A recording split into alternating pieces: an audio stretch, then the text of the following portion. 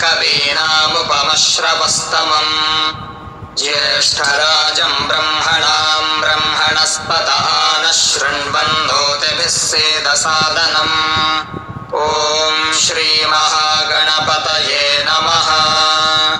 ॐ नमो नारायणाय।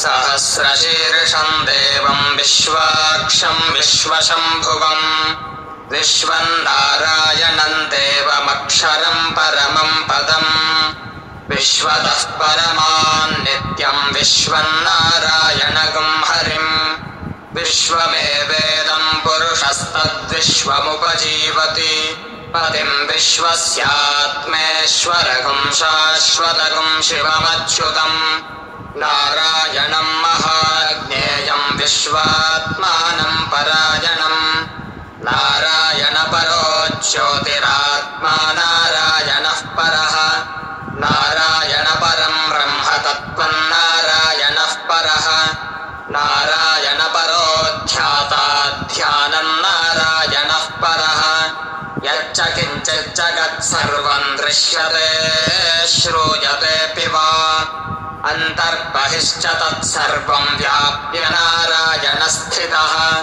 अनन्तमव्ययं कविगुं समुद्रेऽन्तं विश्वशम्भुवम् पद्मकोशप्रतीकाशगं हृदयं चाप्यथोमुखम् अथो निष्ट्यापि तत्स्यान्ते नाभ्यामुपरि तिष्ठति ज्वालमालाकुलं भाति विश्वस्यायतनं महत् सन्ततगं शिलाभिस्तुलं पत्याकोशसन्निभम् तस्यान्ते सुषिरगं सूक्ष्मं तस्मिन् सर्वं प्रतिष्ठितम् तस्य मध्ये महानग्निर्विश्वार्चिर्विश्वतो मुखः सोऽग्रभुग्विभजं तिष्ठन्नाहारमजरः कविः तिर्यगूर्ध्वमधः शायीरश्मयस्तस्य सन्तता सन्तापयति स्वं देहमापादतलमस्तकः तस्य मध्ये वह्निशिखा अणियोर्ध्वा व्यवस्थितः